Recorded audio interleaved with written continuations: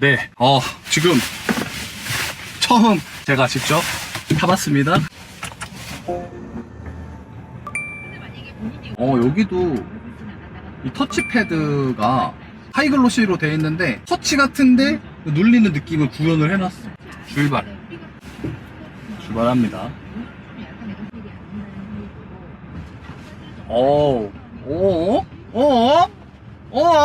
처음 출발하자마자 느낀 거는 이 차는 그랜저랑 결이 다르다는 거였습니다. 그랜저처럼 부드럽고 말랑말랑하게 흘러가는 느낌이 아니라 A640 TFSI S라인은 조금 더 정교한 기계가 움직이는 느낌이었습니다. 물론 이 차가 막 고성능 모델은 아닙니다. 2.0 가솔린 터보의 전륜 구동이거든요. 그런데 스포츠 서스펜션이랑 20인치 휠이 들어가서 그런지 첫 느낌은 꽤 탄탄했습니다. 차가 스르륵 떠가는 느낌이 아니라 바닥을 잡고 철컥철컥 맞물려서 움직이는 느낌. 그때 이런 생각이 들었습니다. 맞아, 자동차가 원래 이런 맛이었지? 희한하네. 여기 앞에 이제 뜨긴 하네요. 뭔가 지금 내 옆에 차들이 이렇게 있잖아요. 이렇게 엄청나게 큰 그래픽으로 옆에 차가 있다는 거를 알려줘요. 그리고 재밌던 점은 계기판이었습니다. 차 주변에 있는 자동차나 오토바이를 생각보다 잘 체크를 하더라고요. 계기판을 보시면 내 차 앞에 트럭도 잘 인식을 하고 있고 앞으로 오토바이가 지나가는 것도 화면에 표시가 되죠. 제가 예전에 테슬라 모델 3를 시승해 본 적이 있는데 그때 봤던 화면처럼 주변 차량을 인식하고 시각해주는 느낌이 비슷하다고 느껴졌습니다. 물론 그 정확도가 테슬라 정도는 아닙니다. 시승 시간이 길어질수록 멍청한 모습을 보이기도 했거든요. 그래도 이 차가 주변 상황을 잘 보고 있구나, 이런 느낌은 확실히 받을 수 있었습니다. 이걸 보면서 든 생각은 아우디도 이제 단순히 차를 만드는 브랜드를 넘어서 소프트웨어랑 주행 보조 기술을 계속 고도화하고 있는 느낌이 들었습니다. 아직 자율주행이라고 말할 단계는 아니지만 차가 주변을 인식하고 그거를 운전자한테 보여주고 주행 보조와 연결해가는 방향을 보면 아우디의 다음 스텝이 자율주행이구나 라는 거를 느낄 수 있었습니다. 겉에서 보면 차가 커 보이거든요? 근데 차에 딱 타면은 컴팩트해요. 우와! 다른 데는 이게 거울에 이 사각방지 경보 표시가 뜨잖아요. 근데 얘는 이 사이드 미러 이 커버에서 떠요. 여기 뜨니까 더 잘 보임. 브레이크가 정말 잘 들어요. 그냥 끽 서버리네. 조금의 담력만 입력을 해도 브레이크가 그냥 칼같이 탁 잡혀요. 그리고 이게 S라인이어서 그런지는 모르겠어요. 제가 아우디 생태계는 잘 몰라서 말랑말랑한 녀석은 아니에요. 하드해요. 그러니까 본격적으로 요철을 넘어봐야 알겠지만 BMW를 타는 것 같은 처음 그 딱딱한 느낌이 들어요. 제가 BMW를 딱 처음 탔을 때 느꼈던 이래서 운전을 재밌다고 하는 건가? 하는 그 느낌이 들어요. 막 브레이크가 너무 칼이라서 세게 밟지를 못하겠어. 그리고 차가 정말 낮습니다. 일단 모드 선택은 컴포트로 일단 해볼게요. 드라이브 모드를 바꿔가면서 타봤는데요. 처음에 봤을 때는 모드가 밸런스 모드로 되어 있었는데 일단 컴포트 모드로 바꿔봤습니다. 컴포트도 잘 나가잖아.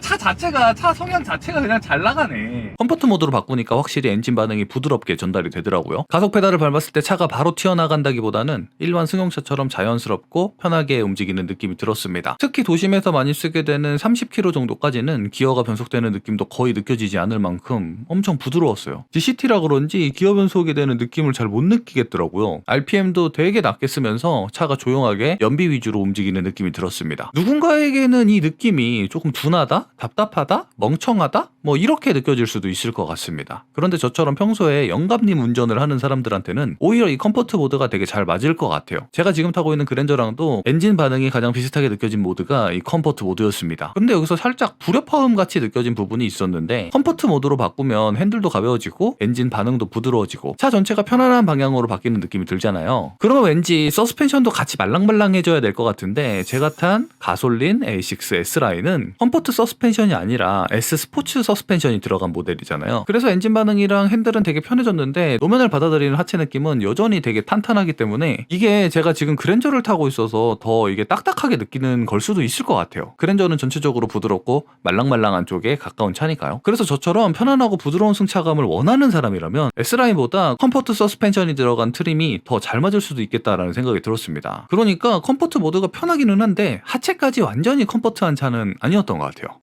이번에는 다이나믹 모드로 바꿔봤습니다. 다이나믹 모드로 바꾸면 여러분이 생각하는 것처럼 차의 반응이 확실히 빨라집니다. 가속 페달을 밟았을 때 엔진 반응도 훨씬 즉각적으로 느껴지고 핸들도 되게 묵직해집니다. 그리고 핸들 그립 자체도 생각보다 꽤 두껍게 느껴졌습니다. 손에 얇게 걸리는 느낌이 아니라 손에 꽉 차게 잡히는 느낌이라서 차를 조작할 때 안정감이 더 크게 느껴졌습니다. 다이나믹 모드를 놨을 때 핸들링이 정말 좋게 느껴졌는데요. 제가 타고 있는 40 TFSI S라인은 쿼트로도 아니고 뒷바퀴까지 조향을 해주는 다이나믹 올휠 스티어링도 없고 5호 트림에 들어가는 어댑티브 에어 서스펜션도 없는 모델입니다. 그래서 처음에는 되게 의외였어요. 아니 특별한 주행장치가 많이 들어간 것도 아닌데 왜 이렇게 차가 잘 돌아가는 느낌이 들지? 이런 생각이 들었거든요. 곰곰이 생각을 해보니까 이거 기본적으로 차 세팅이 잘 돼 있는 건가? 라는 생각이 들었습니다. 40 TFSI S라인은 컴포트 서스펜션이 아니라 S스포츠 서스펜션이 들어갑니다. 이게 제가 느낀 핸들링의 가장 직접적인 이유일 수도 있겠다 라는 생각이 들었어요. 서스펜션이 조금 더 탄탄하게 차체를 잡아주니까 핸들을 돌렸을 때 차가 출렁거린다거나 한 박자 늦게 따라오는 느낌이 되게 적었던 거죠. 차체가 낮게 바닥을 잡고 있고 제가 핸들을 꺾으면 앞머리가 즉각적으로 따라와주는 느낌이 있었습니다. 여기에 20인치 휠이 들어가다 보니까 승차감은 조금 단단하게 느껴질 수도 있지만 반대로 조향 반응은 되게 또렷하게 느껴졌던 것 같아요. 제가 느끼기에는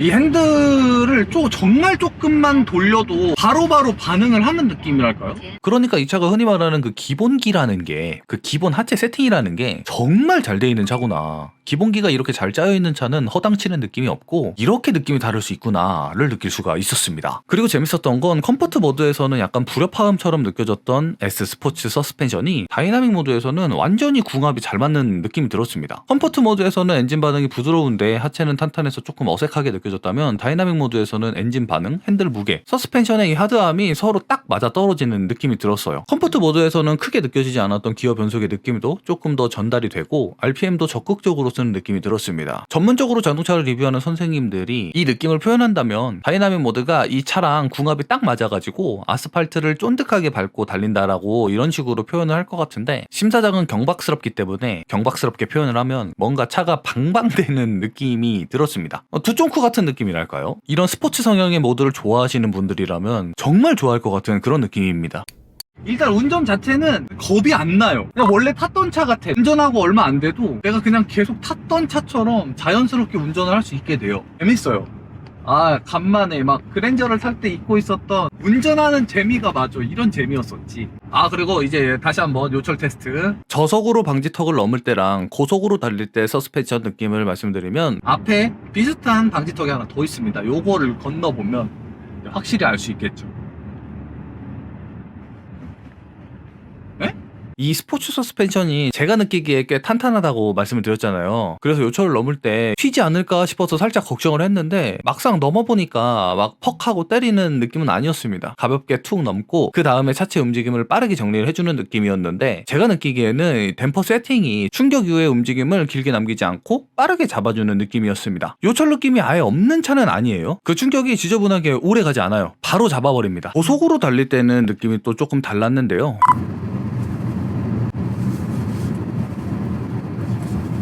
다이나믹 놓고 한번 밟아볼까요? 살짝만.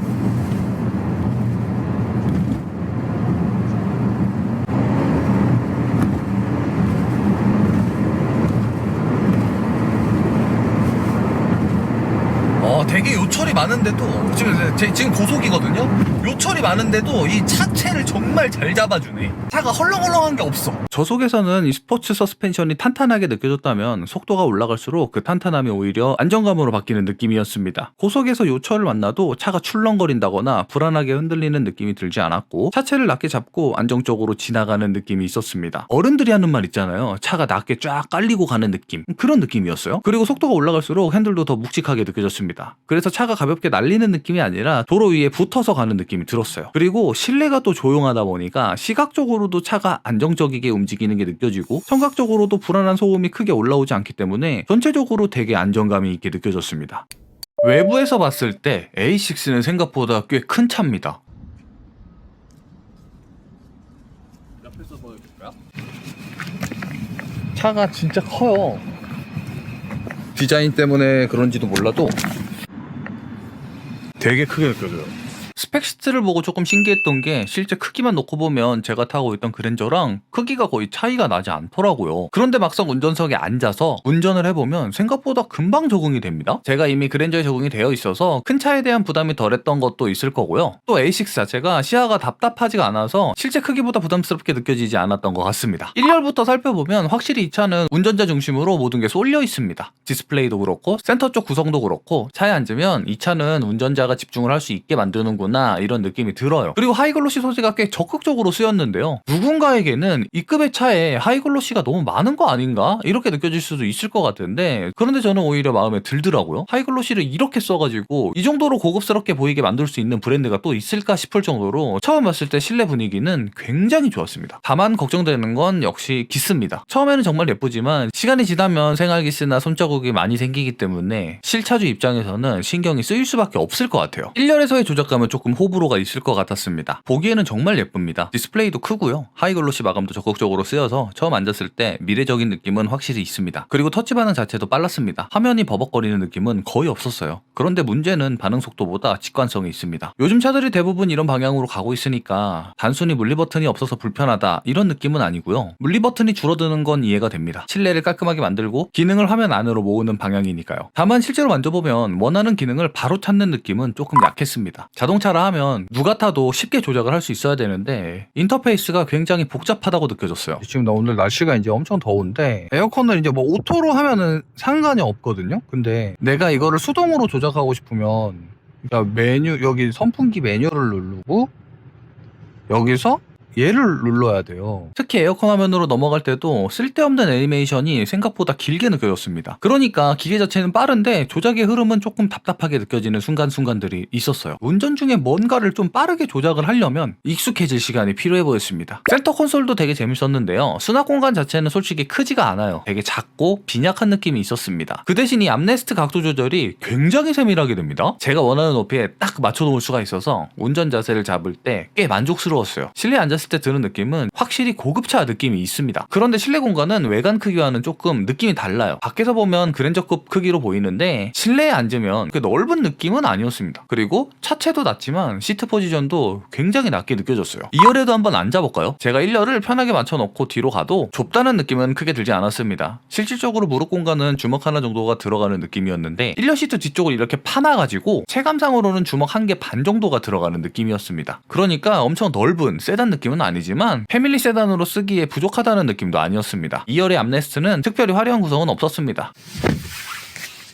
요거는 이제 터치 패드고 실제로 이제 LCD는 여기에 나와요. 그리고 에어컨 송풍구가 있고 고속 충전 C타입 포트도 있습니다. 에어벤트도 B필러 쪽에 따로 달려 있어서 뒷좌석에 타는 탑승자까지 꽤 신경을 쓴 구성이라는 느낌이 들었습니다. 이 정도면 패밀리카로도 되게 좋은 구성이죠. 트렁크도 봤는데요. 트렁크 안쪽 내장재가 인상적이었습니다. 대부분의 차에 들어가는 그런 부직포 같은 느낌인데 이 부직포가 생각보다 두껍고 단단하고 고급스럽게 마감이 되어 있어가지고 트렁크를 대충 마감한 느낌이 아니었어요. 이런 부분을 보면 소음이나 마감 품질도 확실히 고급차라는 느낌을 받았습니다. 그리고 파노라믹 루프는 1편에서도 설명을 드렸지만 다시 봐도 정말 센세이션했어요. 제가 지금 뒷좌석에 앉았을 때 되게 더워요. 되게 더운데 이쪽은 열기가 거의 느껴지지 않습니다. 그리고 이게 뒤에 앉았을 때 이게 지금은 불투명하게 해가지고 바깥이 안 보이게 지금 되어 있음에도 불구하고 개방감이 있어요. 그러니까 이거 자체로도 이거 지금 불투명인 상태인데도 불구하고 개방감이 상당하고 이 상태에서 이 썰루프를 이제 해본다고 하면 한 번 눌렀을 때 이런 격자가 한 번 생기고 한 번 더 누르면은 이제 그 반대로. 그러니까 뒤에 앉은 사람도 눈이 부시면 이걸 조절해서 내 눈이 안 부시게 할 수 있는 거. 이 부분이 정말 좋고요. 그리고 정말 썰루프처럼 아예 이제 닫았다가 이제 정말 썰루프처럼 열리게 이렇게. 아, 이거는 진짜 말이 안 돼요. 이거를 다 열었을 때는 그냥 유리입니다. 개방감이 진짜 좋고요. 그리고 불투명 모드로 바꾸면 살짝 흐려지는 정도가 아니라 그림자가 생길 정도로 확실하게 빛을 차단합니다. 눈이 부실 때 혹은 햇빛을 조금 줄이고 싶을 때 굉장히 유용하게 느껴졌습니다. 제가 특히 좋게 느낀 거는 그랜저의 파노라마 썬루프랑 구조가 다르다는 점이었습니다. 파노라마 썬루프는 물리적인 덮개로 덮는 방식이잖아요. 이 덮개 때문에 천장이 낮아지는 단점이 있거든요. 그런데 아우디의 스위처블 파노라믹 루프는 따로 슬라이드 덮개가 없잖아요. 유리 자체가 투명해졌다가 불투명하게 바뀌는 방식이라서 그만큼 천장 공간을 더 살릴 수가 있고 실내 개방감이 더 크게 느껴집니다. 1열은 운전자 중심으로 잘 감싸져 있고 2열은 패밀리 세단으로 충분히 충분합니다. 마감 부분은 아우디니까 당연히 만족스러웠고요.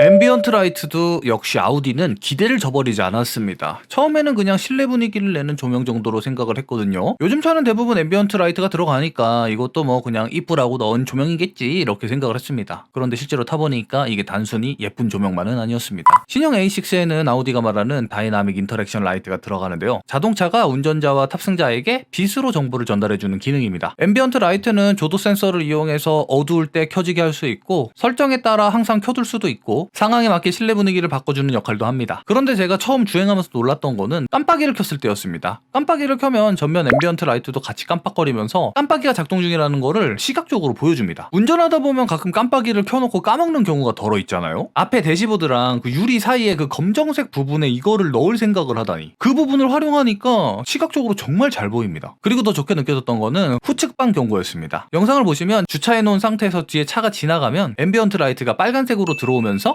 경고를 줍니다. 굉장히 직관적이죠. 특히 가족이 타는 차라면 이 부분이 꽤 중요할 것 같습니다. 문을 열려고 할 때 빨간 빛으로 바로 경고를 주면 본능적으로 아 지금 열면 안 되는구나 하고 느낄 수가 있잖아요. 직관적이기도 하지만 정말 좋은 아이디어라고 느꼈습니다.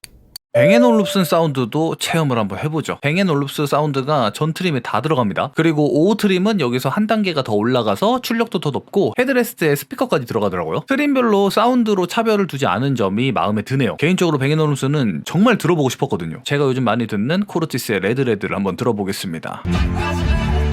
좋아! 듣자마자 느껴진 거는 오디오가 진짜 다르구나 였습니다. 소리가 그냥 크게 나오는 게 아니라 차 안을 꽉 채우는 느낌이랄까요? 스피커가 그러니까 저랑 같은 성향을 가진 사람이면은 정말 좋아할 스피커예요. 다만 유튜브에 그대로 쓰기에는 저작권 문제가 있으니까 제가 AI로 K-팝 느낌의 음악을 하나 만들어가지고 같이 한번 들어보시죠. 그리고 사운드 설정도 생각보다 세밀하게 만질 수가 있더라고요. 이 상태에서 콘서트냐 뉴트럴이냐 뭐 라운지냐 뭐 팟캐스트냐 이것도 내 개인 설정을 할 수가 있네요. 저음을 좀 올리고 고음 이 정도에 서브우퍼 요 정도 세팅하고 스테이지가 좋을 거 라이브로 세팅을 하고 이게 이제 제가 평소에 이제 듣는 대부분 이런 식으로 제가 세팅을 한단 말이에요. 서라운드 3D 효과 사운드 플러스 3D 사운드 플러스로 한번 해보자. 극적으로 이 녀석으로 느낄 수 있는 오디오의 그 최대한을 지금 이제 느낄 수 있는 거예요.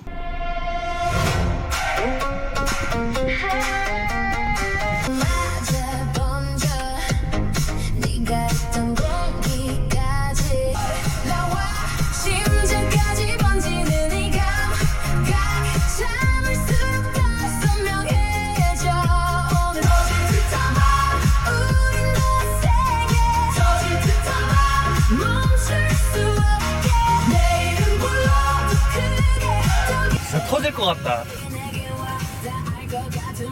진짜 뱅앤올룹스 하는 이유가 있군요. 진짜 좋네요. 스피커 당황스러워. 너무 좋아서 뭔가 진짜 앞에서 부르는 듯한 느낌도 있고 음악이 스피커에서만 나오는 게 아니라 실내 전체에 퍼지는 느낌이 있었습니다. 아주 만족스러웠습니다. 시승할 때 꼭 체험을 한번 해보세요.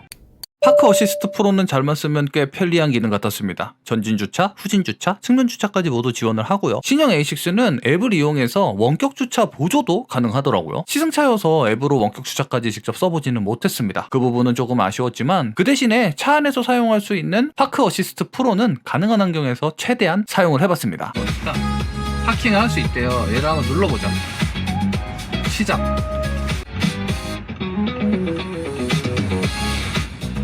저 지금 브레이크 안 잡고 있습니다.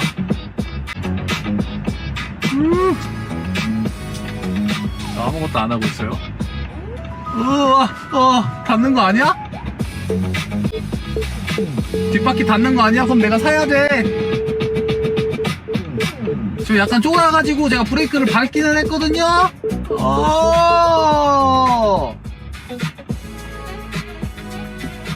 앞에까지 하겠다고? 오케이. 이 기능은 주차할 공간에 터치만 한번 하면 기어를 변속한다거나 엑셀을 밟거나 브레이크를 밟을 필요 없이 전부 다 자동으로 해주는 방식입니다. 물론 이 기능도 운전자가 계속 주변을 확인을 해야 됩니다. 기둥 같은 거를 인식을 잘 못할 수도 있을 것 같아요. 일단 이게 인식이 막 엄청 빠르다 이런 느낌은 아니었어요. 주차 공간을 찾고 판단하는데 약간의 딜레이가 있더라고요. 그리고 너무 좁은 공간은 인식이 되더라도 주차가 진행되지 않는 경우도 있었습니다. 자, 바로 하죠.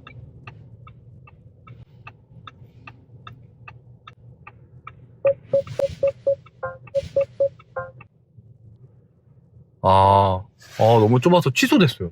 야, 왜 겁을 주고 그러냐? 그런데 조건이 맞으면은 확실히 편해요. 이렇게 큰 차를 터치 조작 한 번만으로 전진 후진 측면 주차까지 보조를 받을 수 있다는 점은 주차 부담을 많이 줄여주더라고요. 핸들을 너무 확확 돌려. 자, 여기까지. 오케이. 그래서 이제 뒤로 돌리시겠다. 잠깐만. 앞으로 넣는다고? 앞으로 넣는다는 거였어? 후면이 아니라? 오, 불안해. 다시. 우와, 기둥 있는데. 우와.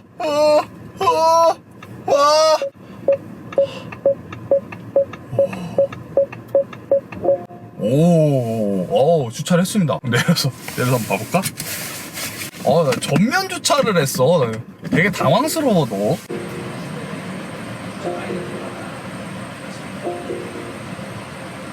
그리고 개인적으로 정말 좋았던 건 어라운드 뷰 모니터였습니다. 단순히 위에서 내려다보는 화면만 보여주는 게 아니라 내가 보고 싶은 위치에 카메라를 누르면 직관적으로 바로 그쪽 뷰를 볼 수가 있더라고요. 예를 들어서 측면 주차를 할 때 앞 휠을 연석에 긁을까봐 엄청 걱정이 되잖아요. 잘 안 보이고. 그럴 때 앞바퀴 쪽 뷰를 보면서 연석에 닿지 않게, 휠이 긁히지 않게 주차를 할 수 있는 점이 되게 좋았고, 또 재밌는 게 지금 너가 조금 더 가면 이 앞바퀴가 지금 이 연석에 닿을 것 같아 하고 약간 이게 빨간색으로 경보도 줍니다. 그리고 현대차의 어라운드 뷰 모니터는 차량 아래쪽을 보통 검정색으로 처리하는 경우가 많은데 A6는 주차를 하면서 앞쪽과 뒤쪽 바닥이 투명하게 이어져 보이게 연출을 했더라고요. 그래서 바퀴가 어느 방향으로 굴러가는지, 차가 어떤 궤적으로 움직이는지 바퀴의 방향을 볼 수 있으니까 훨씬 직관적으로 볼 수가 있었습니다. 물론 바닥에 카메라가 따로 있는 건 아닐 거예요. 앞뒤 카메라가 이전에 촬영한 영상을 이어붙여서 마치 바닥에 투명하게 보이는 것처럼 구현한 방식이겠죠. 그렇지만 이렇게 세세한 부분에서 아우디가 운전자를 꽤 많이 신경 썼다는 느낌을 받았습니다. 그리고 어댑티브 크루즈 컨트롤도 사용을 해봤는데요. 제가 그랜저에 달려있는 스마트 크루즈 컨트롤을 정말 자주 쓰고 있어서 아우디의 주행 보조 기능은 어떤 느낌일지 기대가 컸습니다. 일단 조작 방식이 현대차처럼 핸들에 있는 버튼으로 조작을 하는 방식이 아니라 별도의 레버를 사용하는 방식이더라고요. 어댑티브 크루즈 컨트롤이 활성화가 되면 앞차와의 간격을 유지하고 차선 중앙 유지 보조까지 같이 작동하더라고요. 기능이 활성화된 상태에서 레버를 앞뒤, 위아래로 움직이면서 앞차와의 거리나 속도를 조절할 수 있었는데 이 조작 방식이 생각보다 되게 직관적이었어요. 그리고 현대차는 일반 도로에서의 크루즈 컨트롤이랑 고속도로에서의 크루즈 컨트롤이 구분이 되어 있는데 A6는 일반 도로든 고속화도로든 현대기아의 HDA2 수준의 상당히 적극적인 크루즈 컨트롤을 사용할 수 있다는 점이 인상적이었습니다. 차로 중앙 유지는 대체로 잘하는 편이었어요. 현대기아의 주행 보조는 차선을 잘못 읽거나 애매한 상황에서는 핸들을 조심스럽게 움직이는 느낌이 있거든요. A6는 좀 거칠더라고요. 과감하게 꺾는 순간들이 있어가지고 살짝 시겁하는 순간도 있었어요. 현대차가 부드럽게 핸들 잡아주세요 하는 느낌이라면 A6는 뒤지고 싶지 않으면 핸들 잡아라, 더 꺾기 전에, 이런 느낌이었습니다. 물론 이거는 약간 개그를 섞은 거예요. 개인적인 느낌입니다. 그리고 핸들을 잡으라는 경고 방식도 조금 달랐어요. 제가 경험한 현대차는 일반 도로를 기준으로 핸들에서 손을 떼면 한 3초 안에 핸들을 잡으라고 경고를 주는데 A6는 생각보다 꽤 오래 기다려주는 느낌이었습니다. 한 1분? 1분 넘게 핸들을 안 잡아도 잡으라고 안 하더라고요. 또 핸들을 잡아야 되는 시간을 타이머처럼 시각화해서 보여주는 점도 괜찮게 느껴졌습니다. 일반 도로에서 A6의 어댑티브 크루즈 컨트롤을 계속 켜고 다닐 거냐고 물어보신다면 저는 안 켜고 다닐 것 같습니다. 못 믿겠어요. 이 독일의 기세에 제가 약간 쫄아버렸습니다. 오늘 영상은 여기까지입니다. 이번 영상에서는 제가 직접 신형 A6를 타보면서 느낀 점들을 최대한 제 감각대로 솔직하게 전달해 보려고 했습니다. 전문 자동차 리뷰어 선생님들처럼 완벽하게 설명할 수는 없었지만 실제 운전자 입장에서 느낀 승차감, 조작감, 공간감, 그리고 주행 보조 기능까지 최대한 쉽게 전달해드리고 싶었습니다. 신형 A6를 고민하고 계신 분들에게 조금이나마 도움이 되었으면 좋겠습니다. 그리고 자동차 전시장이나 딜러분들 중에 심사장이랑 이런 컨텐츠를 제작해보고 싶으신 분들은 언제든지 편하게 연락주시면 감사하겠습니다. 오늘 영상 시청해주셔서 감사합니다. 심사장이었습니다.